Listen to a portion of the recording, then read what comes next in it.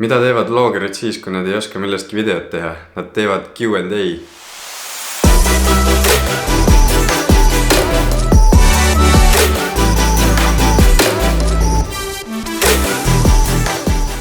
Lasin teile Instas endalt küsimusi küsida, nii et kes mind Instas veel ei follow, siis @priidusaart. Aga hakkame selle pulliga pihta. Kui ammu aega tagasi monteerisid oma esimese video? Esimese video, mis avalikult kuskil üleval on, monteerisin 2009 vist oli see aasta, kui ma tegin mingi, ma arvan Saaremaa ralli video võiski olla esimene. Aga enne seda mingi aasta-kaks äkki tegin juba mingi reklaame, ma mäletan ise järgi. Nagu kus ma ise filmisin, ise näitlesin. 2007 lõpp, 2008 algus. Millal alustasid fotode videote tegemisega? No videod algasidki siis 2009, aga fotosid ma tegin juba varem.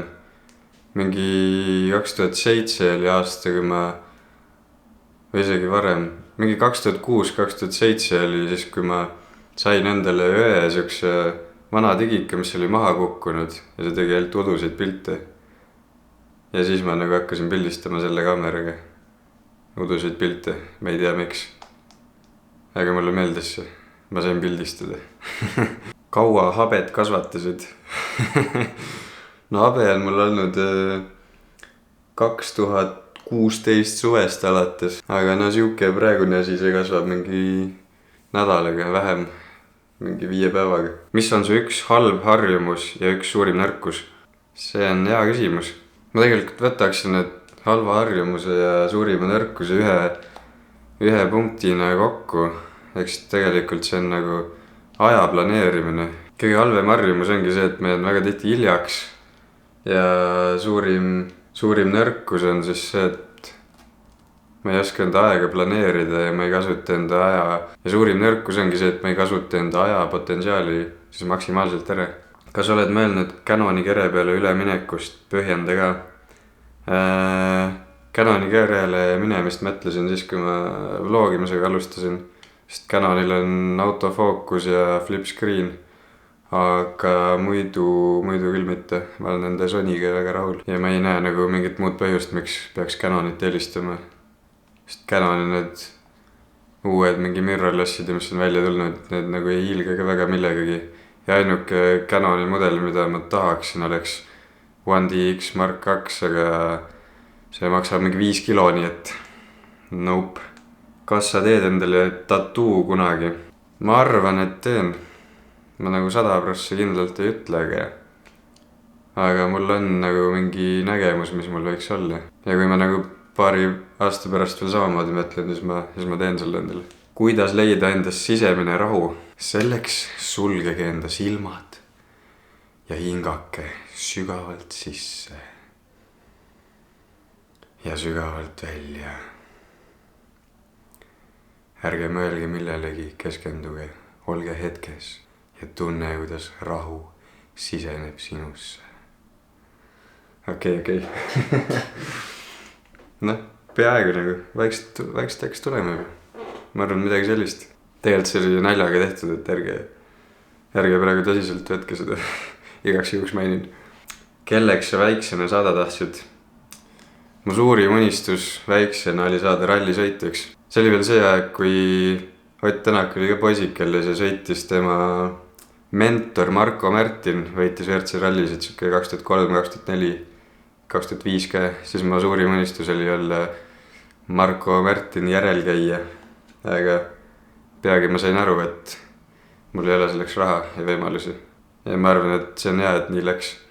Kuidas jõudsid professionaalse fotograafiani? See tegelikult ma ei nimetaks ennast professionaalseks fotograafiks. See on pigem nagu hobifotograafia. Pigem tööna on ikkagi videote tegemine. Aga kuidas ma selleni jõudsin, see nagu lihtsalt, ma ei tea. Aja jooksul loomulikult järk-järgult tuli, et see võiks olla see, mis ma teha tahan ja mida ma ka tööna tahan teha. Kas teed tellimuse peale fotoshoot'e inimestest? Ei tee. Ma olen pildistanud enda mingi sõpru tuttavaid ja raha eest ma seda teenust tegelikult ei olegi pakkunud.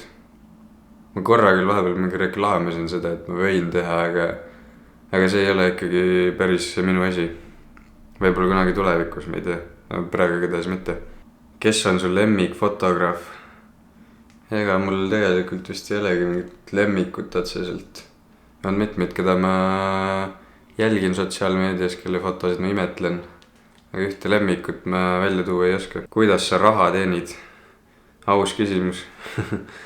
Põhiline sissetulek ongi videote tegemine, filmimine, monteerimine. Kumba sa eelistad, kas Canon või Nikon? Tegelikult ma eelistan Sony, aga kui nende seast valida, siis Canon, sest mul on enne Sony, mul oli Canoni vana peegelkaamera 550D. Lähme koos shoot'ile. See ei ole küll küsimus, aga see on mõeldav. Can you speak English? If you can, please speak, cause you have English speaking followers. I can speak English, but right now daily vlogs I'm doing only in Estonian. And as you can understand, I'm not really good at English. Sometimes lose and always not so good.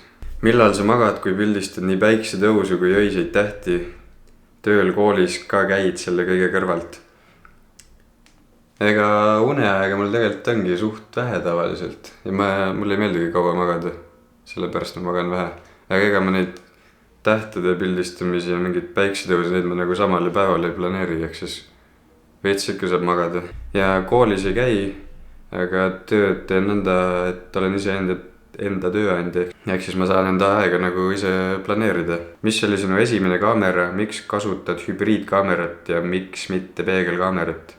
Esimene kaamera oli, see on kahjuks Saaremaal, ma ei saa näidata, aga siuke pisike seebikärbik, selle suurune siuke mingi Olympus, mingi ma ei tea täpselt. See oli juba mingi 10 aastat tagasi, midagi sellist. Eks esimesed 4 aastat pildistasin siukse väikse seebikarbiga.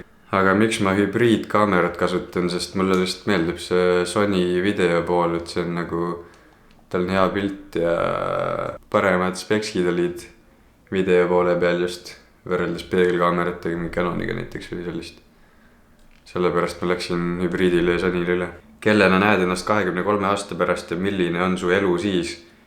23 aastat, see on ju teist sama palju otsa kui praegu. 46 aastasena, ossa täis. Aga see on ka hea küsimus. Ma tahaksin teha siis siukseid suuri filme, kinofilme, kui siis on veel kino, ju ikka on. Kinofilme siukseid, mis kõnetavad paljusid, mingid dokumentaale pigem, ma arvan. Dokumentaalfilme, mis jõuaks nagu suure laia publikuni, kõnetaks nagu inimesi ja et ma muudaksin enda selle filmi tegevusega maailma omal viisilises paremaks paigaks. Võt. Kas sa suudad Eesti loodusest veel põnevaid objekte leida või on tunne, et kõik on juba pildistatud?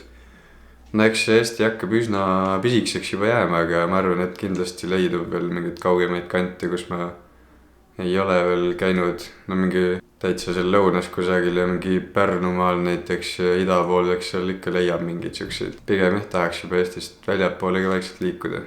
Aga Eesti jääb alati mu kodupaigaks ja südame lähedaseks ja mulle alati meeldib ka neid kohti uuesti külastada, kus ma juba käinud olen. Riik, kus tahaksid kindlasti ära käia? Oi, neid on palju. Aga ma ühe pean valima praegu, siis ma ütlen Norra. Kindlasti. Your next hobby after photography. No fotograafia on mul lihtsalt nagu ongi kõige suurem hobi, et ega selle kõrvalt nagu muuks nagu väga palju aega ei jäägi, aga ma ei tea, mingid nipend-näpet ikka mingi rallit jälgin näiteks ikka. See võib olla üks ja ma ei tea, loen mingi raamatuid või lihtsalt vahel liigun ka ilma kaamerate looduses, kui seda juhtub harva, aga siiski. Ja trenni tegemine ka, mulle meeldib trenni ka teha väga. Aga tänaseks tõmbame selle Q&A kokku, et kunagi jälle, kui sul midagi küsimata ja midagi veel teada tahad. Aga olge ikka mõnusad, tehke ägedaid asju ja näeme jälle homme. Homme teeme jälle midagi ägedat. Jep, nii on. Tšau. Huvitav, peaks mingi Q&A intro ka tegema.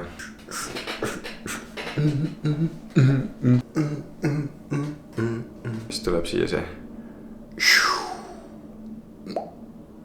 Q&A.